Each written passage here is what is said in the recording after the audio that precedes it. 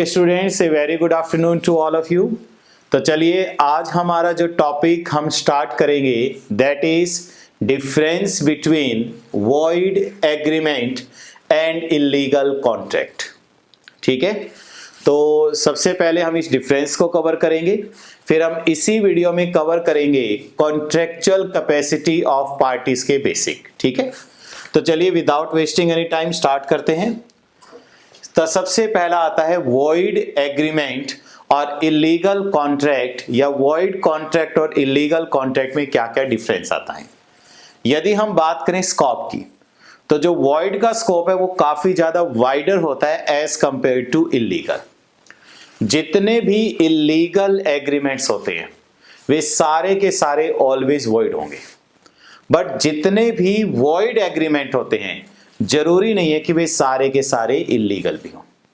काफी सारे ऐसे एग्रीमेंट होते हैं जो वॉइड कैटेगरी में आते हैं बट वो इलीगल नहीं होते। सेकंड, अगर हम बात करें पेनल्टी की, देखिए पेनल्टी केवल और केवल तभी लगती है जब आप कोई इलीगल वर्क करें। तो जैसा कि हमने कवर किया कि जितने भी वॉइड एग्रीमेंट है जरूरी नहीं कि वो सारे इलीगल हों, तो ऑल वॉइड एग्रीमेंट के केस में आप पर पेनल्टी लगे जरूरी नहीं है।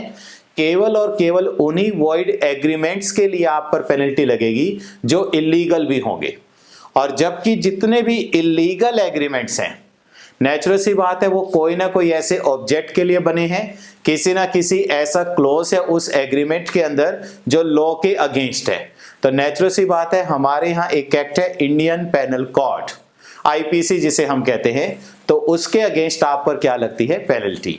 तो इट मींस इलीगल एग्रीमेंट के कारण आप पर पेनल्टी जरूर लगेगी, but in case of void agreement आप पर पेनल्टी जरूरी नहीं है कि लगे। The third one is collateral transaction. Void agreement के केस में जरूरी नहीं है कि आपकी जो कोलेटरल ट्रांजैक्शन है वो भी वॉइड हो जाए।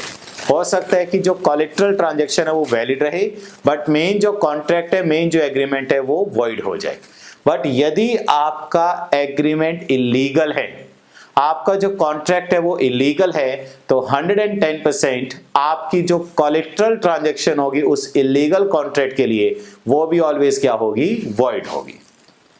Next, effect. यदि कोई भी एग्रीमेंट है वो उसका लीगल स्टेटस तभी खत्म होगा जब ये प्रूव हो जाए कि ये वॉइड है, जबकि जो इलीगल एग्रीमेंट है राइट फ्रॉम इंसेप्शन उसका कोई भी लीगल स्टेटस वैलिड नहीं हो सकता। तो ये चार मेन डिफरेंस है between void agreement as well as in case of illegal agreement या कॉन्ट्रैक्ट। अब आज का जो हमारा इस वीडियो में सेकंड इंपॉर्टेंट टॉपिक है that is contractual capacity of parties. देखिए स्टूडेंट, हम सभी ने ये टॉपिक कवर किया था अपनी फर्स्ट वीडियो में। मैंने आपको कहा था कि किसी भी वे से यदि कोई भी एग्रीमेंट एक वैलिड एग्रीमेंट बनना चाहता है, एक वैलिड कॉन्ट्रैक्ट का रूप लेना चाहता है, तो उसके लिए कुछ एसेंशियल कंडीशंस पूरी करनी होगी। जो एसेंशियल कंडीशंस है जो एक एग्रीमेंट के केस में पूरी करनी पड़ती है, उसमें से एक कंडीशन ये थी कि पार्टीज के बीच कॉन्ट्रैक्चुअल कैपेसिटी हो। कॉन्ट्रैक्चुअल कैपेसिटी का मतलब क्या होता है कि पार्टीज लीगली उस कॉन्ट्रैक्ट को करने की कैपेसिटी में हो। अब क्वेश्चन ये आता है कि कॉन्ट्रैक्चुअल कैपेसिटी का मतलब क्या होता है। देखिए, capacity here means competence of the parties to enter into a valid contract. यानी जब दो पार्टीज आपस में कोई भी कॉन्ट्रैक्ट करती है तो दोनों पार्टीज की आपस में कॉम्पिटेंस होनी चाहिए, दोनों पार्टी कॉम्पिटेंट होनी चाहिए ताकि वो उस कॉन्ट्रैक्ट को कर सके और एक वैलिड कॉन्ट्रैक्ट को एग्जिस्टेंस में ला सके। तो सेक्शन 11 है हमारा इंडियन कॉन्ट्रैक्ट एक्ट का, क्या कहता है, every person is competent to contract who is the age of majority. सबसे पहली कंडीशन ये है कि वो क्या होना चाहिए, एज ऑफ मेजॉरिटी को अचीव करे। मेजॉरिटी की एज क्या होती है, नॉर्मली 18 प्लस और कुछ केस में 21 प्लस। दो हमारी कैटेगरी है, डिटेल में अभी हम कवर करेंगे। अकॉर्डिंग टू लॉ लॉ हमारा क्या लगता है, इंडियन मेजॉरिटी एक्ट है हमारा 1875। उस एक्ट ने ये हमारी एजेस को स्पेसिफाई किया है। Who is of sound mind, second main condition है कि जो पर्सन कॉन्ट्रैक्ट को करे वो साउंड माइंड का हो। साउंड माइंड का हम किसे मानते हैं कि जब वो कोई कॉन्ट्रैक्ट करे तो उस कॉन्ट्रैक्ट की टर्म्स एंड कंडीशन को वो अच्छी तरह से समझ सके। मतलब उस पर्सन की ये नॉलेज होनी चाहिए कि जो वो कॉन्ट्रैक्ट कर रहा है उससे उसके ऊपर उसका क्या इंपैक्ट पड़ेगा, ठीक है, वो उसको होना चाहिए। And is not disqualified from contracting by any law.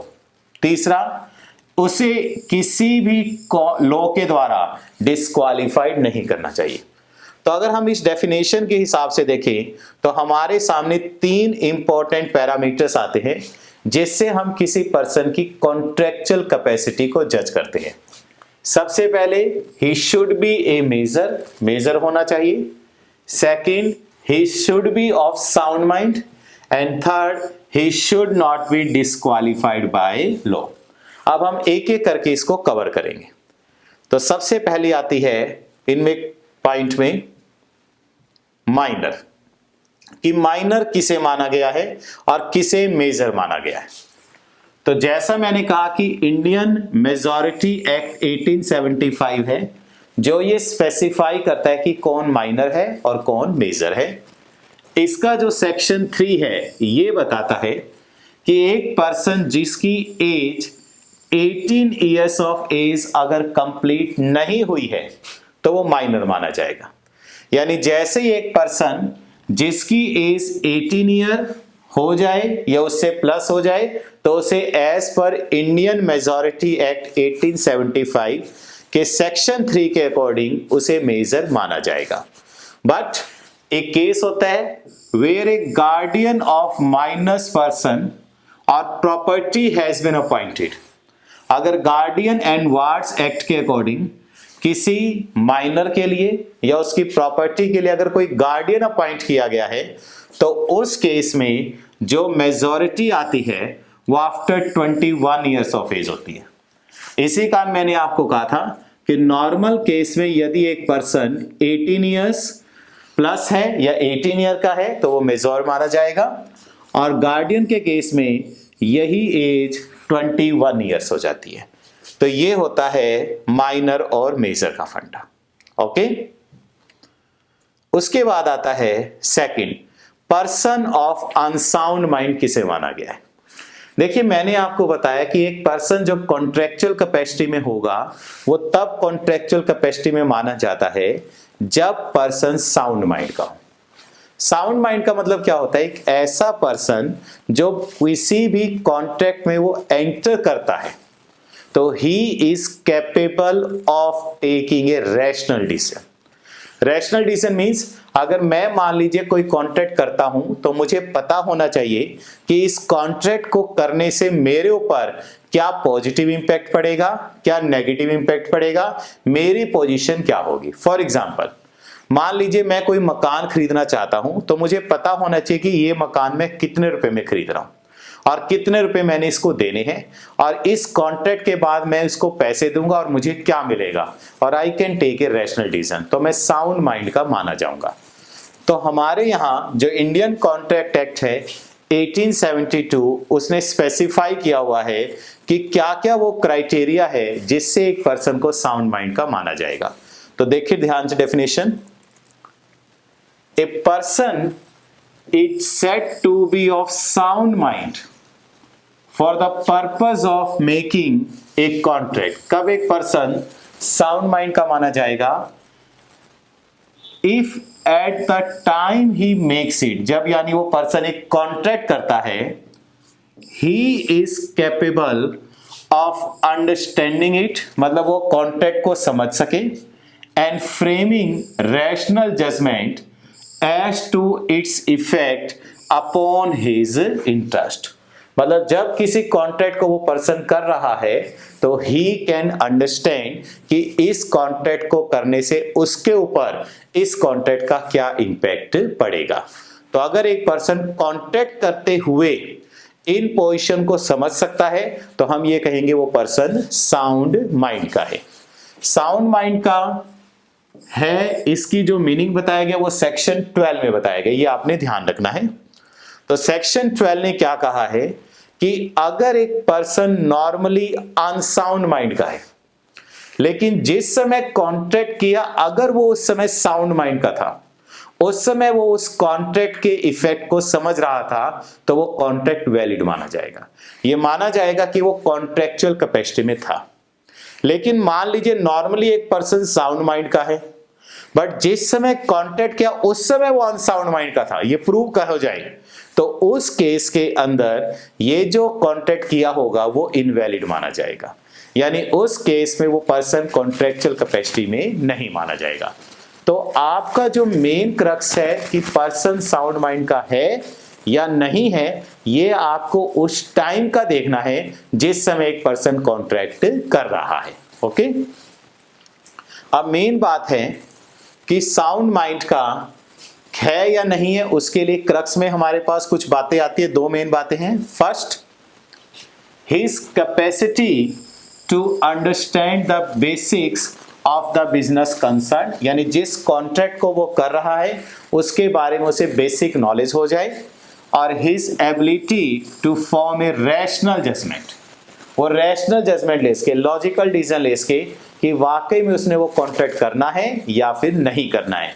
वो अलग बात है, चाहे उसका डिसीजन सही हो या गलत हो, वो बात की बात है, बट जो उसने वो डिसीजन लिया हो, वो डिसीजन ऑलवेज क्या होना चाहिए, रैशनल जजमेंट होना चाहिए, बिना किसी भी दबाव या वो उसके माइंड के हिसाब से बिल्कुल ओके डिसीजन होना चाहिए। ओके, अब इसके अंदर कुछ ऐसी कैटेगरी स्पेसिफाई की गई है इंडियन कॉन्ट्रैक्ट एक्ट 1872 के द्वारा, जिन पर्संस को नॉर्मली साउंड माइंड का नहीं माना गया है।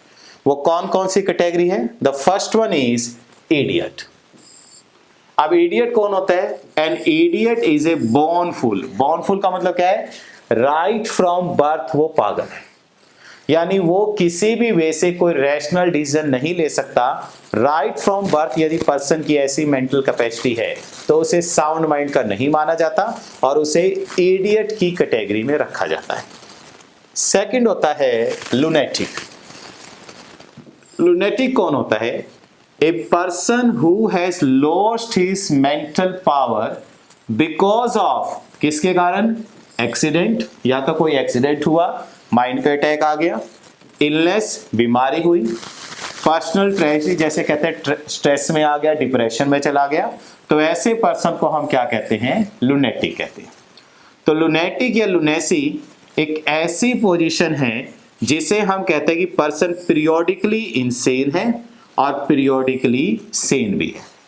पीरियोडिकली इनसेन का मतलब कुछ पर्टिकुलर टाइम के लिए वो सही तरह डिसीजन नहीं ले पाता और कुछ पर्टिकुलर टाइम के लिए वो डिसीजन सही ले पाता है। तो अगर पर्सन ने कोई कॉन्ट्रैक्ट किया है और वो उस समय किया है जब वो प्रॉपरली सैनिटी की कंडीशन में था, यानी ओके कंडीशन में था, रैशनल जजमेंट ले सकता था, तो उस समय लिया गया डिसीजन वैलिड डिसीजन माना जाएगा। और यदि पर्सन उस समय कॉन्ट्रैक्ट करता है जब वो इनसेन कंडीशन में था, यानी प्रॉपर कंडीशन में नहीं था, तो उस समय किया गया कॉन्ट्रैक्ट क्या होगा? इनवैलिड होगा, वॉइड माना जाएगा। ओके, नेक्स्ट थर्ड है those who are normally all right. Normally बिल्कुल सही है, but have periodic fits of lunacy. Periodic में जैसे कहते हैं ना, चक्कर आ गया, इसको दौरा पड़ते हैं। पीरियोडिक फिट्स का मतलब जो एक कुछ ऐसी सिचुएशन है, कुछ एक पर्टिकुलर टाइम है, 1 घंटे का, 2 घंटे का, या कोई ऐसी सिचुएशन में जहां पर्सन अपना मेंटल इम्बैलेंस खो देता है, तो ऐसी कंडीशन में किया गया कॉन्ट्रैक्ट भी क्या माना जाएगा? वॉइड माना जाएगा। Next, those who are normally insane. Normally insane का मतलब नॉर्मली वो पागल हैं, बट कुछ समय के लिए उनका कॉन्ट्रैक्ट साउंड होता है। तो जिस समय उनका माइंड साउंड होगा, बिल्कुल सही होगा, उस समय उनके द्वारा किया गया कॉन्ट्रैक्ट क्या होगा? वैलिड होगा। इसके अलावा ड्रंकर्ड और डिलीरियस पर्सन, जो शराबी हैं, या किसी भी तरह का कोई नशा करते हैं, आपको पता है जब कोई पर्सन दारू पी चुका है या कोई नशा कर चुका है तो उसका जो माइंड का सेटअप है, उसका माइंड की जो कंडीशन होती है वो प्रॉपरली फिट नहीं होती। तो अगर किसी पर्सन ने ऐसी सिचुएशन में कोई कॉन्टैक्ट किया है जब वो ड्रंकर्ड है, इंटॉक्सिकेटेड है बाय ड्रिंकिंग मतलब वाइन या कोई भी और चीज, या उसने कोई ड्रग्स, चरस, हीरोइन इस प्रकार का कोई नशा किया है, तो उस समय उसके द्वारा किया गया कॉन्ट्रैक्ट भी इनवैलिड माना जाएगा, इनकॉम्पिटेंट माना गया है ऐसे पर्सन को कॉन्ट्रैक्ट करने के लिए। ओके, उसके बाद नेक्स्ट आता है third and last is other disqualified person. Other disqualified person का मतलब क्या है कि इंडियन कॉन्ट्रैक्ट एक्ट 1872 ने कुछ ऐसे पर्सन हैं जिनको स्पेसिफाई किया हुआ है कि वो भी अगर कोई भी कॉन्ट्रैक्ट करते हैं तो वो डायरेक्टली वैलिड कॉन्ट्रैक्ट नहीं कर सकते। अगर आपको उन पर्सन से कोई कॉन्ट्रैक्ट करना है तो उसके लिए प्रायर परमिशन की रिक्वायरमेंट है, या फिर आप डायरेक्टली बैंड हैं ऐसे पर्सन से कॉन्ट्रैक्ट करने के लिए। तो ऐसे कौन कौन से पर्सन है?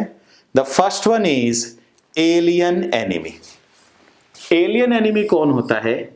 एक ऐसा पर्सन, एक ऐसा सिटीजन किसी ऐसी कंट्री का जिस कंट्री के साथ हमारा युद्ध हो रहा है। अब मान लीजिए कल इंडिया का युद्ध हो जाए पाकिस्तान के साथ, तो पाकिस्तान का हर सिटीजन इंडियन सिटीजन के लिए एलियन एनिमी माना जाएगा। और ड्यूरिंग वार अगर आप कोई कॉन्ट्रैक्ट करते हो तो वो वैलिड कॉन्ट्रैक्ट नहीं होगा, because as per Indian contract act 1872 citizen of Pakistan during the time of war is alien enemy. और एलियन एनिमी के साथ किया गया कॉन्ट्रैक्ट गवर्नमेंट वैलिड नहीं करती, बिकॉज वो पर्सन डिस्क्वालिफाइड हो जाता है बाय लॉ। सेकंड होता है फॉरेन सॉवरगन, डिप्लोमेटिक स्टाफ या एग्रीगेटेड रिप्रेजेंटेटिव अगर आते हैं तो नॉर्मली ये इंडियन जुडिक्शन या इंडियन कोर्ट्स की जुडिक्शन से बाहर आते हैं, तो normally you can not make any contract with them. और अगर आप इनके साथ कोई भी कॉन्ट्रैक्ट करते हैं, कल ये मना करते तो आप इनको इंडियन कॉन्ट्रैक्ट में केस नहीं कर सकते, इंडियन कोर्ट में इनके खिलाफ केस नहीं हो सकता। तो नॉर्मली इनके साथ आप डायरेक्टली कॉन्ट्रैक्ट नहीं कर सकते, but they can enter into contract हो सकता है and enforce those contract in our court, but an Indian citizen has to obtain prior sanction of central government to issue them in our law of courts। तो directly in person के साथ आप contract ना करें। अगर आपने कोई contract किया और कल यदि उन्होंने उस कॉन्ट्रैक्ट को पूरा करने से मना किया तो डायरेक्टली आप इंडियन कोर्ट में इनके खिलाफ केस नहीं कर सकते। तो you need prior permission of central government. तो ये भी डिस्क्वालिफाइड बाय लॉ है। थर्ड है president of India, you can not file directly case against president of India. Professional ineligibility में जैसे बैरिस्टर्स हैं इंग्लैंड में, इंडिया में तो नहीं है। इंडिया के अंदर तो आज बैरिस्टर अपनी फीस के लिए केस कर सकते हैं, बट इंग्लैंड के अंदर अभी भी किसी भी वे से कोई भी बैरिस्टर अपनी फीस के लिए केस नहीं कर सकता। इंडिया में कुछ हद तक अब ये स्कीम खत्म हो गई है, पहले होता था कि बैरिस्टर अपनी फीस के लिए केस नहीं कर सकते थे, अब कर सकते हैं। फिजिशियन भी पहले केस नहीं कर सकते, बट नाउ द सिचुएशन है ऑल टुगेदर चेंज। जो फिजिशियन है, डॉक्टर्स है, वो भी अब केस कर सकते हैं उनकी फीस के लिए। इसके अलावा लीगल स्टेटस के थ्रू अगर कुछ एक ऐसे पर्सन हैं जिनके जो डायरेक्टली आपसे कॉन्टैक्ट नहीं कर सकते, जैसे कन्विक्ट्स जो सजा याफ्ता मुजरिम है, वो डायरेक्टली आपसे कॉन्टैक्ट नहीं कर सकते। डेटर जो इंसॉल्वेंट डिक्लेयर हो चुके हैं, इनके ऊपर नॉर्मली 3 साल का टाइम पीरियड होता है जिसके अंदर कोई भी ऐसा कॉन्टैक्ट नहीं कर सकते जिनसे इनकी लायबिलिटी अराइज होती है। तो ऐसे पर्सन के साथ आप कॉन्टैक्ट नहीं कर सकते। पब्लिक कॉर्पोरेशन और कंपनीज के साथ आप डायरेक्टली कॉन्टैक्ट नहीं कर सकते, प्रोवाइडेड वो केवल वही कॉन्टैक्ट कर पाएंगे जो उनके मेमोरेंडम या आर्टिकल्स के अंदर स्पेसिफाई हो, उसके बियॉन्ड वो काम नहीं कर सकते। ओके, तो ये भी आपने ध्यान रखना है। Now the very important point is contract by minor. अगर कोई माइनर कोई कॉन्ट्रैक्ट करता है तो क्या वो टोटली वॉइड होगा? बिल्कुल। माइनर यदि कोई भी कॉन्ट्रैक्ट करता है वो वॉइड होता है। तो अगर किसी भी वे से कोई भी माइनर आपसे कोई कॉन्ट्रैक्ट करता है को तो उसकी लीगल पोजीशन क्या रहेगी वो यदि हमें कवर करना है। अब तो देखिए इसके अंदर फर्स्ट पॉइंट आता है, किसी भी वे से कोई भी माइनर के साथ आप कॉन्ट्रैक्ट करोगे that is always absolutely void. Absolutely void मतलब उसे वॉइड एब इनिशियो माना जाएगा, राइट फ्रॉम स्टार्टिंग उसे वॉइड माना जाएगा। तो if you are making any contract with minor that is absolutely void, उसे राइट फ्रॉम स्टार्टिंग वॉइड माना जाएगा। सेकंड, इसमें केस है मोहरी बेबी वर्सेस धर्मदास केस का, very famous case, very important one. Second, contract for necessaries of life. अगर किसी भी वे से कोई माइनर अपनी नेसेसरीज के लिए कोई कॉन्ट्रैक्ट करता है और आप उसे वो नेसेसरीज को सप्लाई करते हो, तो क्या आप उसका रिफंड ले सकते हो? बिल्कुल। गवर्नमेंट ने ये कहा है, कोर्ट ऑफ लॉ ने ये ऑलरेडी डिसाइड किया हुआ है कि if you are making any contract with a minor for supplying the necessaries, तो आप उसकी पेमेंट कवर कर सकते हो, लेकिन पर्सनली नहीं, only from the property of minor. Minor की प्रॉपर्टी से उस पैसे को कवर कर सकते हैं, और यदि माइनर की कोई प्रॉपर्टी नहीं हुई तो you can not cover any money, आप कुछ भी पैसा कवर अप नहीं कर पाओगे। अब माइनर के लिए नेसेसरीज क्या है? देखो, बेसिक नेसेसिटी तो सेम होते हैं, रोटी, कपड़ा और मकान, वो तो है ही है। इसके अलावा नेसेसरीज एक माइनर की है या नहीं है, वो डिपेंड करते हैं एक माइनर के लीगल स्टेटस पे, एक माइनर के नॉर्मल पर्सनल स्टेटस पे। तो पर्सनल स्टेटस के अकॉर्डिंग ये नेसेसिटी थोड़ी बहुत अप डाउन हो सकती है, ये कोर्ट पे डिपेंड करेगा। The next one is minor contract for his benefit. अगर किसी माइनर ने कोई कॉन्ट्रैक्ट किया जिसमें माइनर को खुद को कोई बेनिफिट है, तो वो वैलिड कॉन्ट्रैक्ट है। मान लीजिए किसी माइनर ने एक कॉन्ट्रैक्ट किया जिसमें माइनर का बेनिफिट नजर आ रहा है, तो वो कॉन्ट्रैक्ट वैलिड होगा और माइनर उसे कोर्ट ऑफ लॉ में जाकर उसे पूरा करवा सकता है। ये आपने ध्यान रखना है। नेक्स्ट, कॉन्ट्रैक्ट बाय पेरेंट्स और गार्डियंस ऑफ माइनर। बिल्कुल, अगर किसी पेरेंट्स या किसी गार्डियन ने, जो माइनर का पेरेंट है या माइनर के गार्डियन है, उसने माइनर के बेनिफिट के लिए कोई कॉन्ट्रैक्ट किया है, तो ये एक वैलिड कॉन्ट्रैक्ट माना जाएगा और इस कॉन्ट्रैक्ट को लॉ के द्वारा इन्फोर्स करवाया जा सकता है, इवन बाय माइनर और अगेंस्ट माइनर भी। लेकिन इसके लिए मेनली दो कंडीशंस आपको देखनी होगी। First, that the minor's guardian has right to make a contract. पहले तो ये देखेंगे कि जिस गार्डियन ने माइनर के लिए कॉन्ट्रैक्ट किया है, क्या वाकई में वो गार्डियन उस माइनर के लिए कॉन्ट्रैक्ट करने के लिए था वैलिड या नहीं था, एलिजिबल था या नहीं था, ये चेक करेंगे। और दूसरा, क्या वाकई में वो कॉन्ट्रैक्ट माइनर के लिए बेनिफिशियल था या फिर नहीं था। अगर था तो okay, that contract can be completed. Next, a minor's contract cannot be ratified on his becoming a major। कई लोग कहते हैं कि माइनर के साथ कॉन्ट्रैक्ट कर लेते हैं और कहते हैं कि जब ये मेजर बनेगा तब इसे रेटिफाई करवा लेंगे, यानी उससे ओके करवा लेंगे उस कॉन्ट्रैक्ट को। नहीं, eight the time of contract हम देखेंगे उस पर्सन की एज माइनर में थी या नहीं थी। अगर पर्सन माइनर था eight the time of making a contract, तो जब वो मेजर होगा तो भी उस कॉन्ट्रैक्ट को रेटिफाई नहीं करवाया जा सकता। ये माइनर के ऊपर डिपेंड करेगा, क्या वो उस कॉन्ट्रैक्ट को एट मेजॉरिटी पूरा करना चाहता है या नहीं करना चाहता। ओके, आप लीगली उसे बाउंड नहीं कर सकते। Next, there can be no restitution और refund of benefit. Very important, अगर किसी कॉन्ट्रैक्ट में माइनर ने कोई बेनिफिट ले लिया है और माइनर बाद में उस कॉन्ट्रैक्ट को पूरा नहीं करना चाहता, तो आप उससे उस बेनिफिट को वापस नहीं ले सकते, आपको वो बेनिफिट वापस नहीं मिलेगा। फॉर एग्जांपल, मैंने माइनर के साथ कोई कॉन्ट्रैक्ट किया, उसे एडवांस में 5,000 रुपए दे दिए, बाद में वो कॉन्ट्रैक्ट वॉइड हो गया, ठीक है, माइनर के साथ कॉन्ट्रैक्ट है, वॉइड होगा ही होगा, और मैं कहता हूं मेरे 5,000 रुपए दे दो, माइनर कहता है मेरे पास है ही नहीं, तो मैं कुछ नहीं कर सकता, कोर्ट भी आपका साथ नहीं देगी। वो जो माइनर को पैसे मिल गए हैं, माइनर ने वो पैसे खर्च कर दिए, तो कोर्ट किसी भी वे से वो पैसे आपको वापस नहीं दिला सकती। Next, The doctrine of estoppel does not apply against a minor। estoppel का मतलब जो बात माइनर ने कही उस बात के लिए माइनर यस रहे, ऐसा जरूरी नहीं है। कैसे? मान लीजिए किसी माइनर ने by way of miss representation अपनी एज आपको ज्यादा बता दी और कह दिया कि मैं मेजर हूं, आपने कॉन्ट्रैक्ट कर लिया, तो भी आप ये नहीं कह सकते जी माइनर ने तो जानबूझकर अपने आप को मेजर बनाकर मुझसे कॉन्ट्रैक्ट किया था और मैं क्या कर सकता हूं। ये आपकी ड्यूटी है, आप 100% ये वेरीफाई करें कि वो पर्सन माइनर है या मेजर है। अगर उसने मिस रिप्रेजेंट करके भी अपनी आपको मेजर बताया और आपसे कॉन्टेक्ट कर लिया तो भी आप कल माइनर को ब्लेम नहीं कर सकते। मोहिरी बीवी वर्सेस धर्मोदास केस में ऐसा ही हुआ था, उसने अपने आप को मेजर बताया था लेकिन उसके बावजूद भी मोहिरी बीवी वर्सेस धर्मोदास केस में माइनर को किसी भी वे से लायबल नहीं ठहराया गया था। नेक्स्ट है माइनर एज एन एजेंट। क्या माइनर एक एजेंट बन सकता है? बिल्कुल बन सकता है, लेकिन अल्टीमेटली एजेंट की कोई भी पर्सनल लायबिलिटी नहीं होगी। कोई भी अगर लायबिलिटी अराइज होगी तो केवल और केवल किसकी होगी? प्रिंसिपल की, मालिक की होगी। हाँ, ये आ सकता है आपके नेट एग्जाम में, can minor be a principal? No, minor principal नहीं बन सकता, कभी भी एजेंट बन सकता है क्योंकि अल्टीमेट लायबिलिटी किसकी हो जाएगी? प्रिंसिपल की हो जाएगी। Next, minor as a partner. क्या माइनर एक पार्टनर बन सकता है फर्म में? बिल्कुल बन जाएगा, लेकिन ओनली फॉर प्रॉफिट। कल यदि किसी भी वे से कोई लॉस हो जाता है तो माइनर से उस लॉस की रिकवरी नहीं करवाई जा सकती, ये भी आपने ध्यान रखना है। Next, position of minor in A limited company. क्या एक लिमिटेड कंपनी में माइनर मेंबर बन सकता है?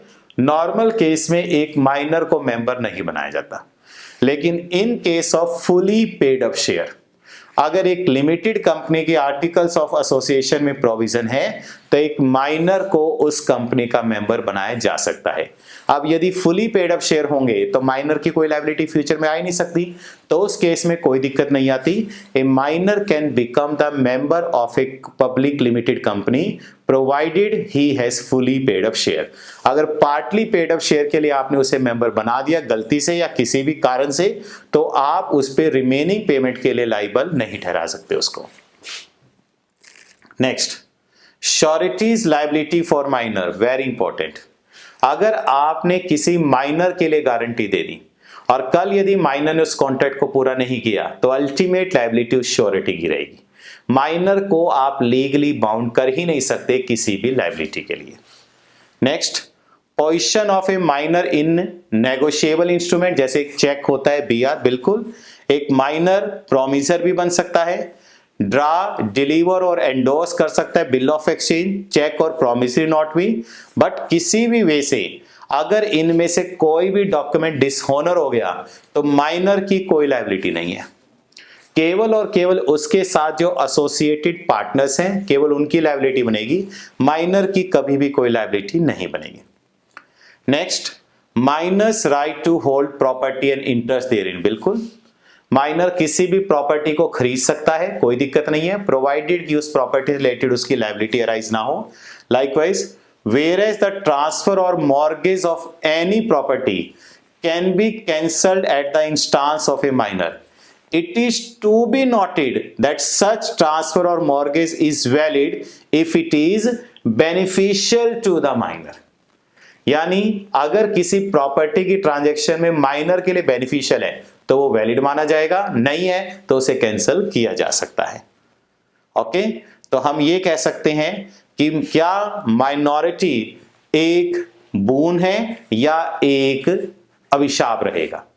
मैं कहता हूं माइनॉरिटी 100% एक पर्सन के लिए बहुत बड़ा वरदान साबित होता है, बहुत बड़ा एडवांटेज है, क्योंकि किसी भी वे से कोर्ट ये कहती है कि अगर कोई पर्सन एक माइनर है तो वो इस कैपेसिटी में नहीं है कि वो टर्म्स एंड कंडीशन को समझ पाए।